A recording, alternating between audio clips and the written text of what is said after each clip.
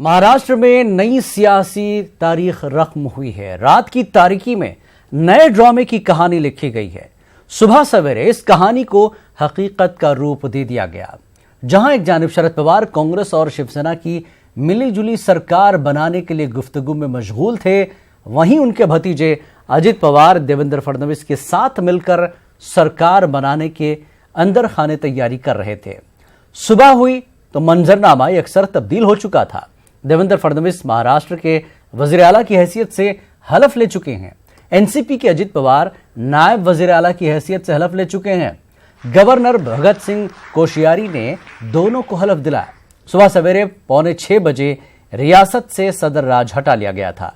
कहा तो यह भी जा रहा है कि नए सियासी मंजरनामे की कहानी शरद पवार और नरेंद्र मोदी की गुज़श्ता हफ्ते हुई मुलाकात में लिखी गई थी।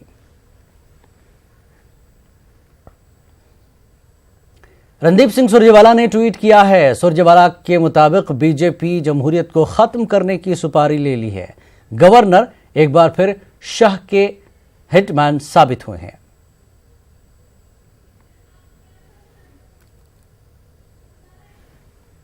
दिग्विजय सिंह ने बीजेपी और एनसीपी इत्तेहाद की नुक्ताचीनी की है। उन्होंने कहा कि मोदी अमित शाह हैं तो सब मुमकिन है। चाल, चरित्र और चेहरा भारतीय जनता पार्टी का, और जैसा मोदी जी कहते हैं अब मोदी जी हैं तो हर चीज मुमकिन है। मोदी है तो मुमकिन है, तो हर चीज मुमकिन है। संवैधानिक, असंवैधानिक, चोर, डकैती सब मुमकिन है। तो इस तरह की बयानबाजियां महाराष्ट्र की सुबह सवेरे बनी सरकार पर तीनों पार्टियां नाराज। एनसीपी, शिवसेना, कांग्रेस सख्ते में है। शिवसेना कांग्रेस की कैसे हो पाया है। एक तरफ एनसीपी दोनों जमातों की तायद के साथ सरकार बनाने की कोशिश में रही, यानी शिवसेना को चीफ मिनिस्टर का एतमाद दिला दिया गया कि सीएम आप ही का होगा, और इधर कांग्रेस भी तैयार रही। बातचीत चल ही रही थी, लेकिन इस बीच घर में ही कुछ और खेल चल रहा था अजित पवार की शक्ल में। अजित पवार ने ये सब कुछ कैसे तय किया एक दिन में, ये थोड़ा यकीन कर पाना मुश्किल हो रहा है। और सुबह 5:45 बजे कैसे ये सरकार बन गई। महाराष्ट्र सोया था कि सरकार बनने वाली है तीन पार्टियों को मिलकर, ये सोचकर, ये इत्तला के साथ, लेकिन आज जब सुबह हुई तो उन्हें बनी बनाई बिल्कुल ताज़ा, सुबह में एक तरह से पोहे में, महाराष्ट्र के पोहे की तरह ताज़ा सरकार इन्हें मिल गई। सुबह 6 बजे, 5:45 को जो है सदराज ख़त्म किया जाता है और 6 बजे सरकार बन जाती है। तो एक नई तारीख महाराष्ट्र में लिखी गई है। सरकार ऐसे भी बनती है। और दिग्विजय सिंह ने साफ कह दिया कि मोदी है तो मुमकिन है।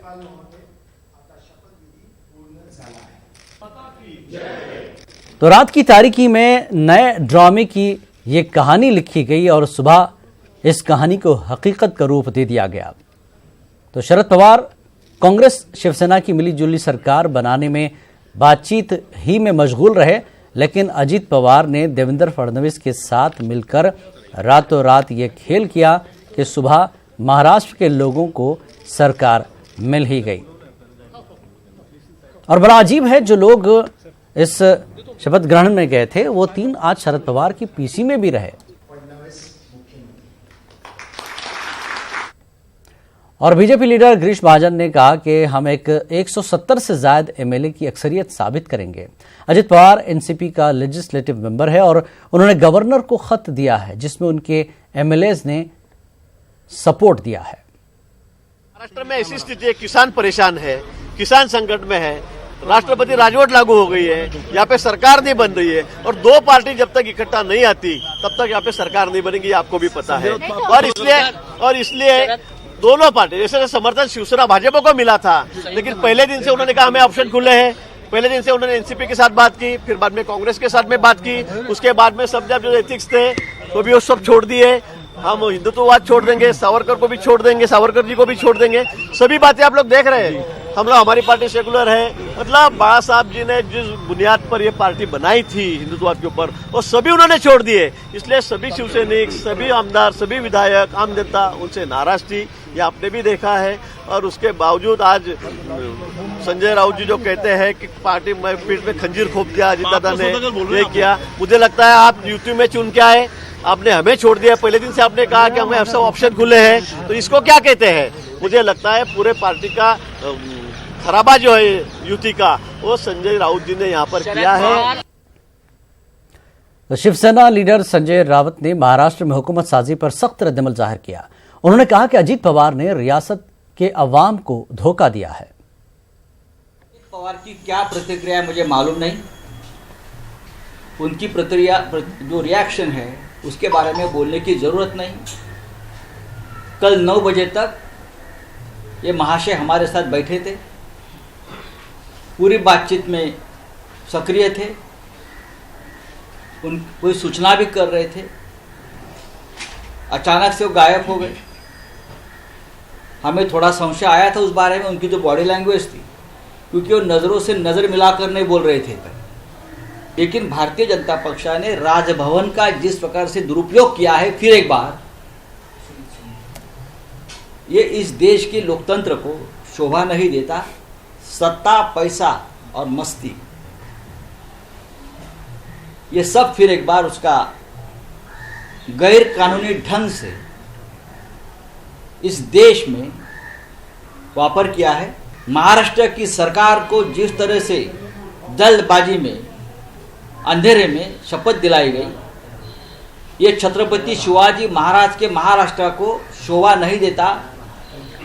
अजीत पवार, मैं देवेंद्र फडणवीस का नाम नहीं लूँगा, वो सत्ता के लिए कुछ भी कर सकते हैं बीजेपी, लेकिन अजीत पवार और उनके साथ जो विधायक है, ये सभी लोगों ने छत्रपति शिवाजी महाराज का नाम बदनाम किया है।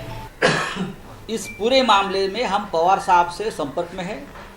उद्धव ठाकरे साहब और शरद पवार की सुबह 2 बार बातचीत हुई। महाराष्ट्र की सियासी उठापटक पर कांग्रेस लीडर तारक अनवर ने न्यूज 18 से खास बात की। उन्होंने कहा कि उन्हें नहीं लगता कि एनसीपी के 1/3 अरकान अजीत पवार के साथ जाएंगे। तारक अनवर ने कहा कि गवर्नर कोश्यारी बीजेपी के वफादार सिपाही की तरह काम कर रहे हैं। की सियासत में नया उलटफेर हो गया है। फडणवीस ने सीएम पद की शपथ ले ली है और अजीत पवार उप मुख्यमंत्री की। हमारे साथ बात करने के लिए कांग्रेस के वरिष्ठ नेता तारिक अनवर है, और तारिक अनवर जी लंबे समय तक एनसीपी में भी रहे हैं। सर, उम्मीद थी इस तरह की, जिस तरह की चीजें अब महाराष्ट्र की सत्ता में देख रहे हैं? बिल्कुल उम्मीद नहीं थी, और जिस तरह से चीज़ें धीरे धीरे शेप ले रही थी, उससे लग रहा था कि शिवसेना, बीजेपी और कांग्रेस और एनसीपी की सरकार बनेगी और इस बार बीजेपी को विपक्ष में बैठना पड़ेगा। लेकिन अब ये रातों रात क्या घटना घटी, ये तो कोई जानता नहीं। अभी पूरी बातें स्पष्ट नहीं हुई हैं। पवार साहब का बयान आया है, उनके समर्थकों का बयान आ रहा है कि इसमें पवार साहब की सहमति नहीं है, और एक प्रकार से अजीत पवार जी ने पार्टी के अंदर विद्रोह किया है। लेकिन सर, कितना बचा पाएंगे? क्योंकि जो खबर आ रही है निकलकर, कई विधायकों ने अपना समर्थन पत्र दे दिया है बीजेपी को। इसका मतलब एनसीपी में बड़ी टूट होगी और सरकार अब बन चुकी है। हाँ, लेकिन मैं समझता हूँ कि 2/3 मेजॉरिटी एनसीपी में नहीं है जुटा पाएंगे अजीत पवार, क्योंकि स्प्लिट करने के लिए 2/3 मेजॉरिटी चाहिए, और वो तो पता चलेगा जब सारी चीज़ें स्पष्ट होंगी। और मेरा पवार साहब का और उद्धव ठाकरे जी का, और शायद कांग्रेस भी उसमें शामिल हो, तीनों की ज्वाइंट प्रेस कॉन्फ्रेंस की बात चल रही है, तो उसमें ये स्पष्ट करेंगे पवार साहब कि किस परिस्थिति में ये सारी चीज़ें हुई हैं। बीजेपी ने लेकिन धमकी दी थी सर, धमकी कहें या उन्होंने खुली चुनौती ये दी थी शिवसेना को कि शाम दाम दंड भेद ये शिवसेना से सीखा है उन्होंने, और महाराष्ट्र में सरकार भी वैसे ही बनाएंगे, और कुछ इसी तरह की परिस्थिति दिख रही है। देखिए, बीजेपी के बारे में तो कुछ कहना ही मुश्किल है, क्योंकि उनकी ना कोई नीति है, ना सिद्धांत है। कल तक वो अजीत पवार को जेल भेजने की बात कर रहे थे, ईडी की नोटिस दी जा रही थी उनको, आज उनके साथ बैठकर सरकार चलाने की बात चल रही है। तो ये पहली बार कर रही है बीजेपी, ऐसा नहीं है। कई राज्यों में उन्होंने पहले भी किया है, और तोड़ फोड़ करने में तो वो माहिर है। ये तो मानना पड़ेगा कि बीजेपी को जो ये कला उनके पास है कि किस तरह से सरकार गिराई जाती है, किस तरह से सरकार बनाई जाती है, ये कला उनको अच्छी तरह मालूम है। धन्यवाद। तो साफ तौर पर तारिक अनवर जी का कहना है कि इस तरह की घटना की उम्मीद नहीं थी महाराष्ट्र की राजनीति में। अभी कुछ देर बाद तीनों पार्टियां एक ज्वाइंट प्रेस कॉन्फ्रेंस करेगी महाराष्ट्र में। देखना होगा अब आगे की रणनीति क्या होती है। लेकिन सबसे बड़ा सवाल राज्यपाल की भूमिका पर कांग्रेस पार्टी उठा रही है। वो ये भी कह रही है कि शरद पवार क्या कहते हैं मीडिया में, उनका रुख देखने वाला होगा। कैमरा पर्सन योगेंद्र के साथ रंजीता झा, न्यूज़ 18 नेटवर्क। महाराष्ट्र की सियासी पेशरफ्त पर कांग्रेस लीडर अहमद पटेल का कहना है कि फडणवीस हुकूमत की एतमाद की तहरीक का मुकाबला कांग्रेस, एनसीपी और शिवसेना मिलकर करेगी। मुंबई में प्रेस कॉन्फ्रेंस से खिताब करते हुए अहमद पटेल ने महाराष्ट्र की पेशरफ्त को मुल्क की सियासत के लिए धब्बे से ताबीर किया। बैंड न बाजा न बारात, उसके बिना जिस तरह से मुख्यमंत्री और उप मुख्यमंत्री जी की शपथ दिलाई गई, मेरे ख्याल से महाराष्ट्र के इतिहास में ये घटना काली शाही से लिखी जाएगी। मैं ये बात इसलिए कह रहा हूँ कि पहले दिन से जब बीजेपी को इनवाइट किया गया, उसके बाद शिवसेना को इनवाइट किया गया, उसके बाद एनसीपी को इनवाइट किया, लेकिन जो कांग्रेस को मौका देना चाहिए था, ये राज्यपाल महोदय ने वो मौका नहीं दिया। और उसके बाद बिना वेरिफिकेशन एक नेता जाते हैं, लिस्ट अपनी सबमिट करते हैं, जिस तरह से उसका वेरिफिकेशन होना चाहिए, जिस तरह से सबसे बात होनी चाहिए, विधिवत जिस तरह से सौगंध विधि होनी चाहिए, वो नहीं हुई। बल्कि जैसे चुपचाप सुबह सुबह बिना किसी को बताए हुए, सिर्फ मेरे ख्याल से मीडिया के सिर्फ ANI थे, और जिस तरह से शपथ विधि की है, उसी से मुझे बू आ रही है कि समथिंग इज़ रॉन्ग समवेयर। हमारी तरफ से कोई भी ढिलास नहीं हुई। जैसे ही उद्धव ठाकरे जी का फ़ोन आया, दूसरे दिन हम यहाँ पहुँच गए। शरद पवार जी ने दिल्ली में जो डेट दी, वो डेट पे हम लोग मीटिंग में गए। दूसरे दिन भी मीटिंग हुई और उसके बाद तुरंत हम यहाँ आए। तो हमारी तरफ से एक सेकंड की भी डिले नहीं हुई। बीजेपी को शिकस्त देने के लिए, क्योंकि कॉन्फिडेंस वोट आएगा, उसमें हम तीनों पार्टी साथ है, और बीजेपी को कॉन्फिडेंस वोट में हराने के लिए और उनको जो भी साथ दे रहे हैं उनको हराने के लिए हम लोग इकट्ठे होकर हमारे पूरे प्रयास होंगे। इतना ही नहीं बल्कि उनको शिकस्त देंगे। और इस पूरे मामले पर बात करते हैं, हमारी नुमाइंदा रंजीता हमारे साथ जुड़ी हुई है। रंजीता, जिस तरह से महाराष्ट्र की सियासत ने एक नई तारीख रकम की है, एक नया ड्रामा, एक नई कहानी सियासत में होता है ना, अक्सर फिल्में बनती हैं तो कुछ थोड़ा अलग दिखाने की कोशिश की जाती है, तो आज इस तरह की कहानी जो है सियासत में नए अंदाज में दिखाया है महाराष्ट्र के लोगों को।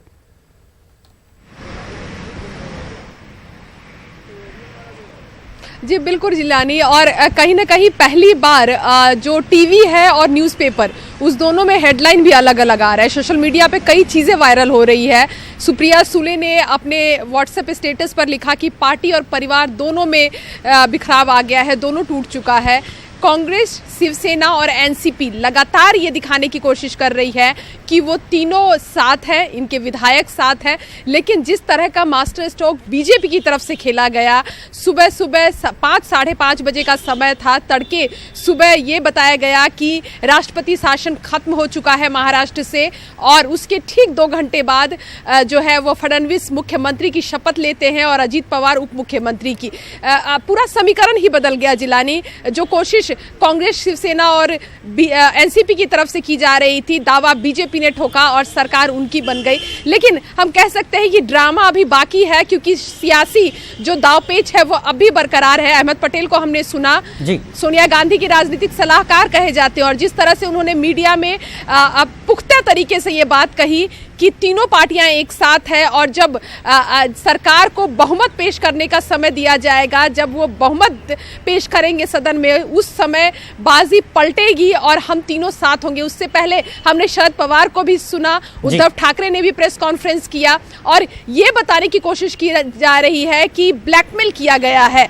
जो संजय राउत ने जो बयान दिया है, उन्होंने ये साफ तौर पर कहा है कि अजीत पवार को ब्लैकमेल किया गया है। दूसरे जो विधायक जो उनके साथ गए थे राजभवन, उनका भी कहना है कि उनको बरगला कर वहां ले जाया गया था। कुछ विधायक आपको डायस पे भी दिख गए होंगे प्रेस कॉन्फ्रेंस के दौरान। तो हम कह सकते हैं कि राजनीति की ये पूरी जो तस्वीर हमने कर्नाटक में जो छूट गई थी, वो हमें महाराष्ट्र में देखने को मिल गई है। शायद इसीलिए अमित शाह को चाणक्य कहा जाता है। लगातार कोशिश तीनों पार्टियां करती रही और यहां मुख्यमंत्री बीजेपी का बन गया। जी रंजीता, जिस तरह से स्क्रिप्ट तैयार हुई है, इस स्क्रिप्ट में झोल जिस तरह से बताया जा रहा है, अहमद पटेल या दीगर लोगों की प्रेस कॉन्फ्रेंस आप देखें, उनका कहना है कि इसका वेरिफिकेशन तक नहीं हुआ, सिर्फ लिस्ट थमा दी गई कि हमारे पास इतने विधायक हैं। और गवर्नर की जो है एक तरह से कहें कि गवर्नर पर भी सवाल उठ रहे हैं महाराष्ट्र के कि कैसे ये सब कुछ तय कर दिया गवर्नर ने, कहीं वेरिफिकेशन कुछ नहीं हुआ, किसी से बात नहीं हुई। और सुबह लोगों को जो है महाराष्ट्र का जिस तरह से पोहा ताज़ा ताज़ा मिलता है लोगों को, एक सरकार बना के दी थी, सरकार नहीं हुआ, पोहा हो गया महाराष्ट्र का। जी बिल्कुल जिलानी, देखिए अभी अहमद पटेल भी यही बात कह रहे थे कि राज्यपाल की जो भूमिका है वो अपने आप में संदेह पैदा करती है। नेता यहां तक कह रहे हैं कि बीजेपी के एक ईमानदार सिपाही की तरह राज्यपाल काम कर रहे हैं महाराष्ट्र में। जिस तरह से राज्यपाल ने, जब पहले घटनाक्रम की हम बात करें कि एनसीपी का समय पूरा भी नहीं हुआ था और आपको याद होगा कि महाराष्ट्र में राष्ट्रपति शासन लगा दिया गया और राष्ट्रपति शासन फिर एक बार खत्म करके बीजेपी की सरकार बना दी गई।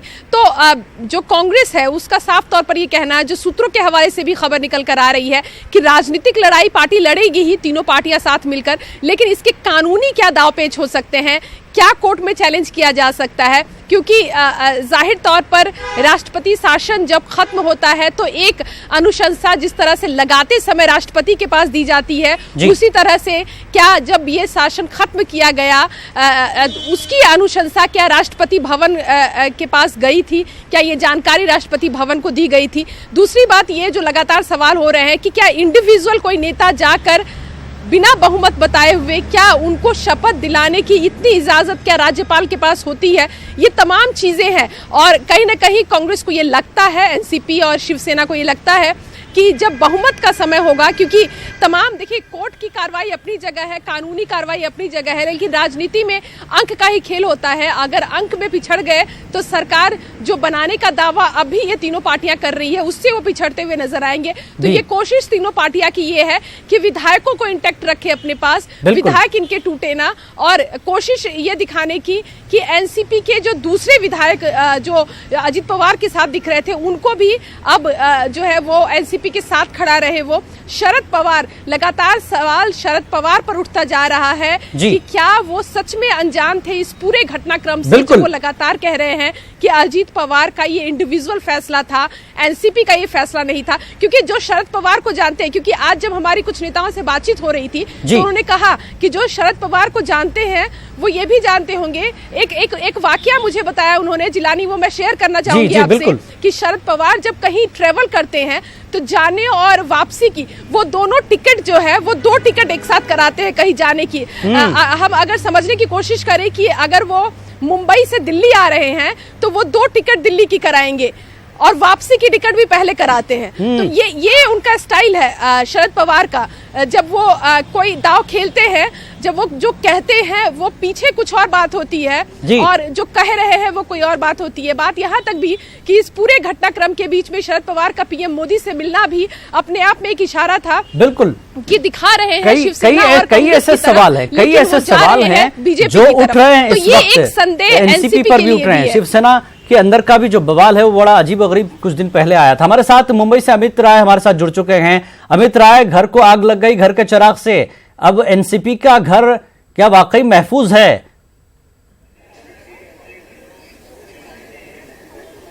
देखिए निश्चित तौर पे जब से ये पूरा घटनाक्रम आज सुबह से शुरू हुआ, मैं देखा कि सुप्रिया सुले जो शरद पवार की बेटी हैं, उन्होंने अपने व्हाट्सएप स्टेटस डाला कि परिवार और पार्टी दोनों में जो है फूट पड़ गई है। अब पवार साहब पे दो जिम्मेदारियां हैं कि वो अपने परिवार को भी बचाएं और पार्टी को भी बचाएं।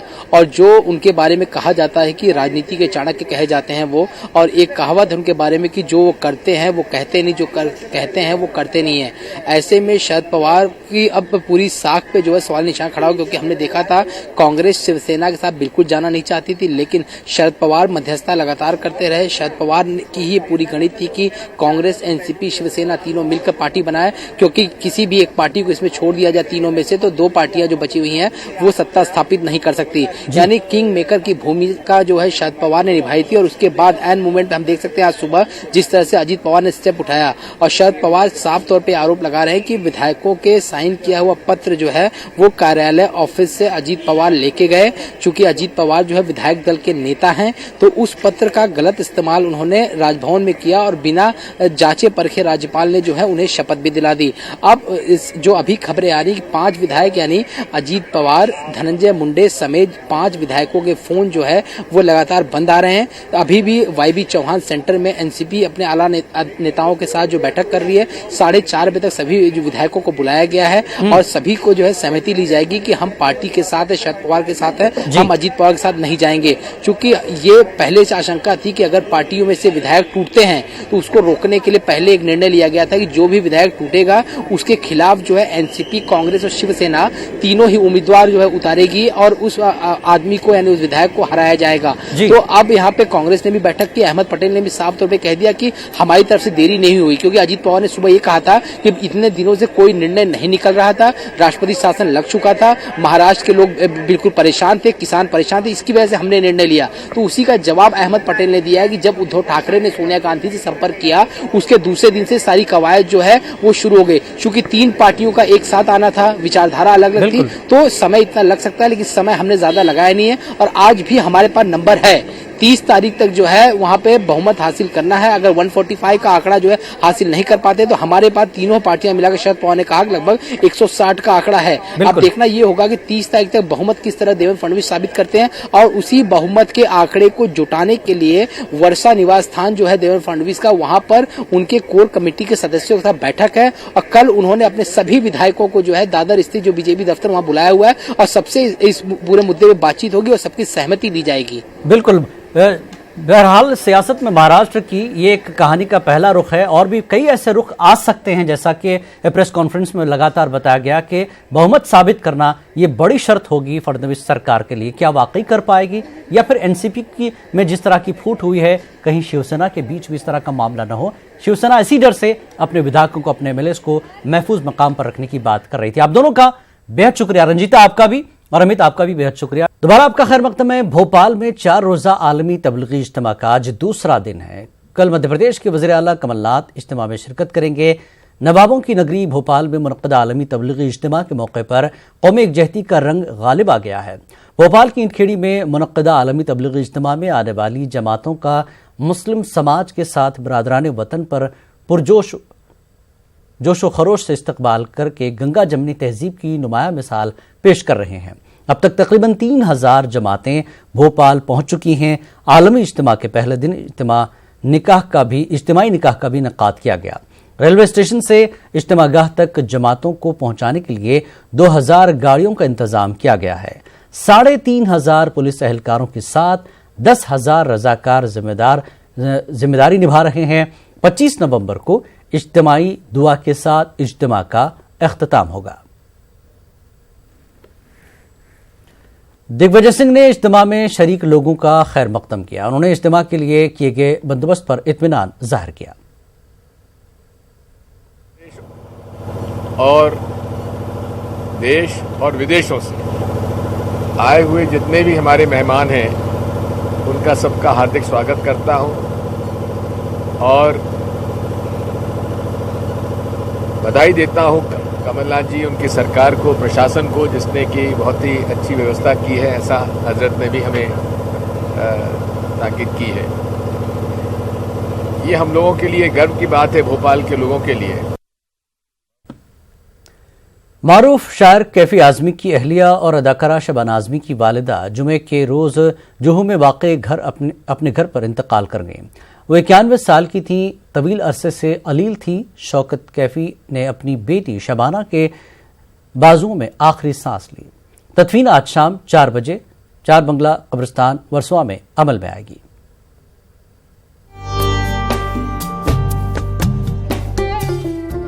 शबाना आजमी की वालदा शौकत कैफी का इंतकाल।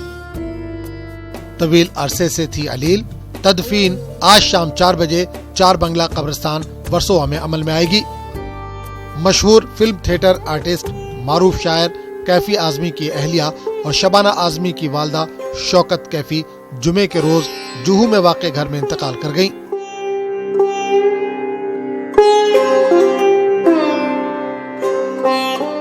वो 91 साल की थी। शौकत एक तवील अरसे से अलील थी। शौकत कैफी के इंतकाल की इतला मिलते ही कैफी आजमी का आबाई वतन आजमगढ़ में गम की लहर दौड़ गई। वो मुल्क के मशहूर थिएटर ग्रुप इप्टा के बानी मेंबरान में से थी। शौकत कैफी ने अपने शौहर कैफी आजमी के साथ मिलकर इस थिएटर ग्रुप को न सिर्फ मुस्तहकम किया, बल्कि इसके जरिए खेले जाने वाले मुतादिद ड्रामों में मुख्तलिफ रोल भी निभाए। शौकत कैफी ने बामानी फिल्मों में अहम किरदार अदा किए। फिल्म गर्म हवा, मुजफ्फर अली की फिल्म उमराव जान और फिल्म बाजार में बेहतरीन अदाकारी के लिए इन्हें याद किया जाता है। इनके पसमानदगान में एक बेटा बाबा आजमी और मशहूर अदाकारा शबाना आजमी है। Bureau report, news 18 Urdu.